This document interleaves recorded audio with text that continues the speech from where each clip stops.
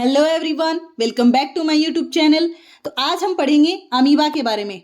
Amoeba जो है उसका फाइलम है प्रोटोजोआ, सब फाइलम जो है वो है राइजोपोडा या जिसको बोलते हैं सार्कोडीना। ऑर्डर है लोबोसा, जीनस अमीबा और स्पीसीज इसकी है प्रोटियस। जो नॉर्मल अमीबा हम पढ़ते हैं उसकी स्पीसीज क्या है? प्रोटियस। फिर अमीबा की अगर खोज की बात करें तो सबसे पहले जो अमीबा है उसकी खोज करी थी इमेल वोन रोजेनहोफ ने, और जो अमीबा नाम है वो दिया था BDS विंसेंट ने। डिटेल में अगर इसके विवरण की बात करें तो वो किया था हर्सफील्ड ने। और अमीबा शब्द का अर्थ क्या होता है? अमीबा शब्द का अर्थ होता है चेंज। चेंज मतलब क्या है? इसकी शेप जो होती है वो फिक्स नहीं होती, इसकी शेप आकृति जो है वो निरंतर बदलती रहती है।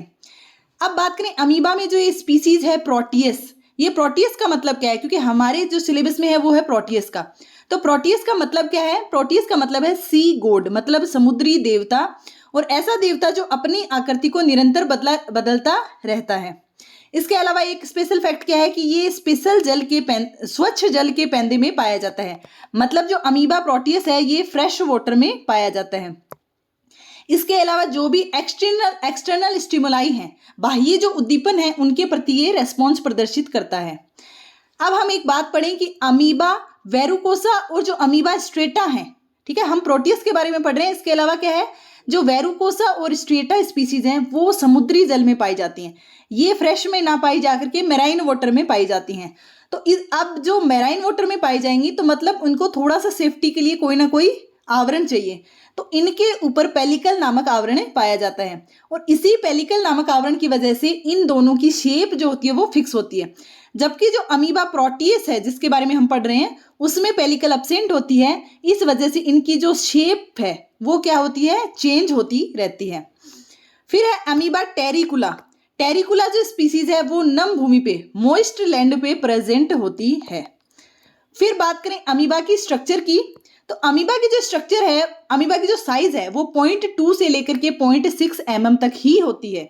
ठीक है, तो ये ज्यादा ऐसे नहीं है, नेकेड आइज से देख लें हम इसे, ये 0.2 mm से लेके 0.6 mm तक होती है। फिर इसमें बात करें स्ट्रक्चर में तो 3 पार्ट होते हैं। प्लाज्मा लेमा मतलब सबसे बाहरी जो कवर होता है वो, प्लस साइटोप्लाज्म जो अंदर लिक्विड होता है वो, एंड न्यूक्लियस। 3 पार्ट पाए जाते हैं। सबसे पहले बात करें प्लाज्मा लेमा की, ठीक है, इसका डायग्राम हम बाद में देखेंगे, पहले थोड़ी थ्योरी देख लें ताकि अच्छे से क्लियर हो जाए और डायग्राम समझ में आ जाए। तो बात करेंगे सबसे पहले प्लाज्मा लेमा की। तो इनकी जो प्लाज्मा लेमा जो मेम्ब्रेन है ये सेलेक्टिवली परमिएबल है। जैसे हमारी सेल मेम्ब्रेन है वैसे ही इनकी मेम्ब्रेन भी सेलेक्टिवली परमिएबल मेम्ब्रेन है। और इस मेम्ब्रेन में कैल्शियम +2, मैग्नीशियम +2 और पोटेशियम पाए जाते हैं। ठीक है, इनकी मदद से अमीबा क्या करता है? बेस से चिपका रहता है। फिर इसके अलावा इसमें क्या है कि प्लाज्मा लेमा जो है वो क्या करती है? साइटोप्लाज्म को, ये अमीबा हो गया, उसकी बाहर की प्लाज्मा लेमा, और भीतर क्या पाया जाता है इसमें? साइटोप्लाज्म। तो ये प्लाज्मा लेमा जो है वो साइटोप्लाज्म को घेर के रखती है। अब ये डायग्राम है, ये हम पूरी थ्योरी पढ़ने के बाद में देखेंगे। ठीक है, फिर जैसे बात करें सेकंड है साइटोप्लाज्म की। प्लाज्मा लेमा की बात हमने कर ली, सेकंड है साइटोप्लाज्म। तो इनका जो साइटोप्लाज्म है वो 2 पार्ट में पाया जाता है। एक तो होता है एक्टोप्लाज्म और एक होता है एंडोप्लाज्म। मतलब जो अमीबा है ना उसमें अंदर एक हाइलाइन मेम्ब्रेन पाई जाती है। उस मेम्ब्रेन की जो बाहर पाया जाएगा वो तो होगा एक्टोप्लाज्म, और जो अंदर पाया जाएगा वो होगा एंडोप्लाज्म।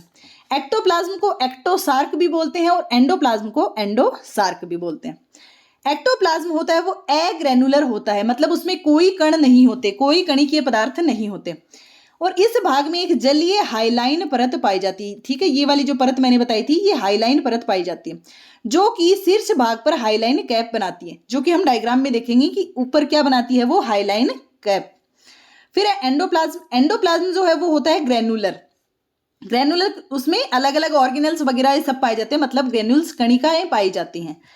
ये जो पार्ट है ये भी खुद भी 2 पार्ट में डिवाइड होता है, एक तो जेल और एक सोल। प्लाज्मा में क्या पाए जाते हैं? जेल और सोल। जेल और सोल जो हैं वो एक दूसरे के अंदर इंटरचेंज होते रहते हैं, और इसी वजह से जो अमीबा है उसमें मूवमेंट होती है। तो अब क्या हो गया कि सोल से जब जेल बनेगा, जेल बन रहा है मतलब कौन सी प्रोसेस होगी? जिलेशन। और जेल से जब सोल बनेगा तो मतलब सोल बन रहा है मतलब सोलेशन। ठीक है, अब हमें याद रखना है कि जो जेल बनता है वो अग्रभाग में बनता रहता है जिधर मूव करता है अमीबा, और जबकि जो पीछे बच गया वो पार्ट है उसमें वापस जेल से सोल बनता रहता है पोस्टीरियर पार्ट में। ये जो सोल और जेल में जो चेंज हो रहा है वही अमीबा के लोकोमोशन या मूवमेंट में सहायक होता है, इसी की वजह से इसमें मूवमेंट होता है। इसके अलावा साइटोप्लाज्म में अनेक सेल ऑर्गेनल्स होते हैं इसके, कौन कौन से, जैसे माइटोकॉन्ड्रिया हो गया, गोल्जी बॉडी हो गई, ईआर हो गई, ठीक है। लेकिन इनमें सेंट्रोसोम अब्सेंट होते हैं और इनकी जो ईआर है उसमें सिस्टर्नी भी क्या है, अब्सेंट होती हैं। इसके अलावा इसमें क्या पाई जाती हैं, इसमें पाई जाती हैं RER, रफ एंडोप्लाज्मिक रेटिकुलम पाई जाती हैं। फिर एक और पोर्शन इसका है न्यूक्लियस, ठीक है। प्लाज्मा लेमा पढ़ लिया हमने, भीतर के लिक्विड की भी बात कर ली, अब बात करेंगे हम न्यूक्लियस की। न्यूक्लियस जो है वो इसमें मासिव न्यूक्लियस प्रेजेंट होता है। मासिव न्यूक्लियस मतलब कि इनमें जो क्रोमेटिन पदार्थ होता है वो ज्यादा होता है और न्यूक्लियोप्लाज्म जो होता है वो कम मात्रा में पाया जाता है। इनके अगर क्रोमेटिन की बात करें तो इसमें 500 से लेकर के 600 तक क्रोमेटिन पार्टिकल पाए जाते हैं। और इनमें जैसे ही क्या है, यंग सबसे पहले जो न्यूक्लियस बना वो तो क्या होता है, बाई कॉनकेव शेप का होता है, ठीक है। और जबकि जैसे ही मैच्योर होता जाता है वो हो जाता है बाई कॉन्वेक्स शेप का। इसके अलावा इसमें एक्सक्रीटरी प्रोडक्ट मतलब उत्सर्जी पदार्थों की बात करें तो इनके साइटोप्लाज्म में कार्बोनिल डाईयूरिया नामक उत्सर्जी पदार्थ से बने बाई और ट्राई यूरेट क्रिस्टल्स प्रेजेंट होते हैं, ठीक है। कौन से, बाई और ट्राई यूरेट क्रिस्टल्स प्रेजेंट होते हैं, ये भी इंपॉर्टेंट क्वेश्चन है। फिर जो अमीबा है, ठीक है, अमीबा के साइटोप्लाज्म में 3 टाइप की वैक्यूल पाई जाती हैं। एक तो होती है कॉन्ट्रेक्टाइल वैक्यूल, एक फूड वैक्यूल और एक वाटर वैक्यूल। सबसे पहले हम बात करें कॉन्ट्रेक्टाइल वैक्यूल की, तो जो कॉन्ट्रेक्टाइल वैक्यूल है ये क्या करती है, न्यूक्लियस के बीच में और अमीबा के जो पीछे वाले भाग है ना, पोस्टीरियर भाग, उसमें प्रेजेंट होती है, ठीक है। और सिर्फ ये क्या है, फ्रेश वाटर वाले में, मतलब अमीबा जो है प्रोटियस वाली स्पीसीज उसमें ही पाई जाती है।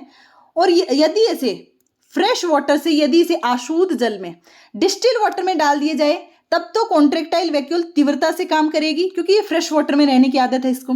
अगर हम इसको मैराइन वाटर या समुद्री जल में डाल दें तो ये कॉन्ट्रेक्टाइल वैक्यूल क्या हो जाएगी, गायब हो जाएगी।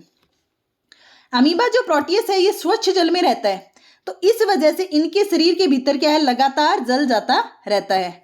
और इस जल की वजह से इनमें क्या होता रहता है, ऑस्मो रेगुलेशन। ऑस्मो रेगुलेशन किसके द्वारा होता है, कॉन्ट्रेक्टाइल वैक्यूल के द्वारा। और किसमें पाई जाती है, अमीबा प्रोटियस के अंदर। ये कॉन्ट्रेक्टाइल वैक्यूल क्या करती है कि जो एक्स्ट्रा जो भी वाटर होता है इसकी बॉडी में उसको बाहर निकालती रहती है। तो ये जो ऑस्मो रेगुलेशन की प्रोसेस है इसमें बहुत ज्यादा एनर्जी खर्च होगी। अब एनर्जी खर्च होगी तो मतलब एनर्जी बनानी पड़ेगी, तो इसके लिए ये जो कॉन्ट्रेक्टाइल वैक्यूल है इसी के चारों ओर बहुत सारे माइटोकॉन्ड्रिया प्रेजेंट होते हैं। अमीबा जो प्रोटियस है उसमें सिर्फ एक कॉन्ट्रेक्टाइल वैक्यूल पाई जाती है, ठीक है। और कॉन्ट्रेक्टाइल जो वैक्यूल है ये अमीबा में, जैसे हम वर्टिब्रेट्स के अंदर किडनी होती है बिल्कुल उसी तरह फंक्शन करती है। फिर उसके अलावा इसमें क्या पाया जाता है, इसमें पाई जाती है फूड वैक्यूल। फूड वैक्यूल जो है वो क्या करती है, भोजन के पाचन के लिए होती है। और इनमें जो पाचन है, जो डाइजेशन है वो होता है इंट्रा सेलुलर, क्योंकि मल्टी सेलुलर ऑर्गेनिज्म तो है नहीं कि इसमें अलग अलग सेल्स पाई जाएंगी, सेल्स पाई जाएंगी। और नॉर्मली उसको भी क्या बोलते हैं, हम एसेलुलर ऑर्गेनिज्म ही बोलते हैं। तो इनका जो डाइजेशन है वो होता है इंट्रा सेलुलर।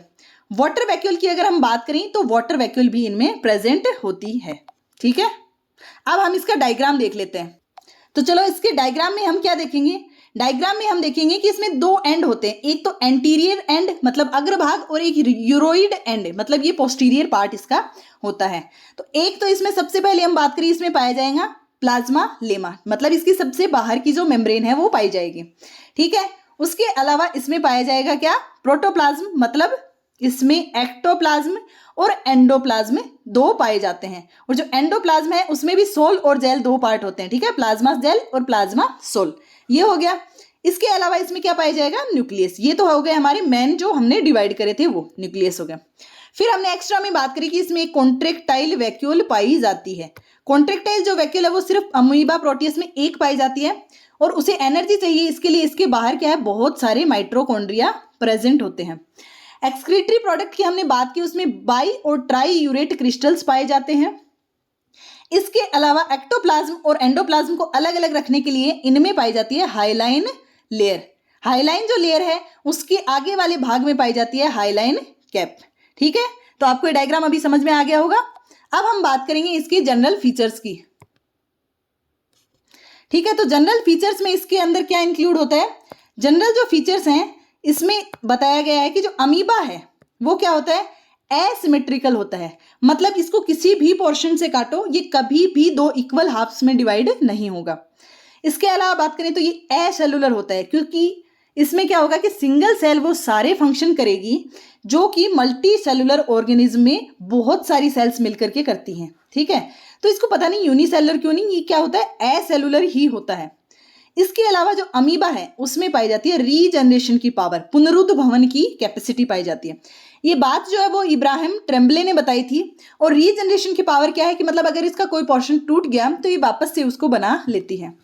अमीबा जो है उसमें लोकोमोशन है, किसके द्वारा होता है, सभी को पता है, स्यूडोपोडिया के द्वारा।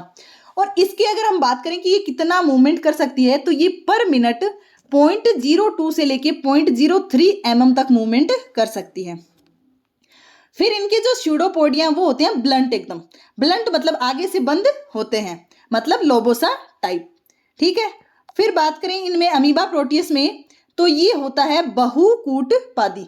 इसमें क्या होता है, बहुत सारे स्यूडोपोडिया पाए जाते हैं, लेकिन इनमें जो लोकोमोशन होता है वो सिर्फ एक स्यूडोपोडिया के द्वारा ही होता है।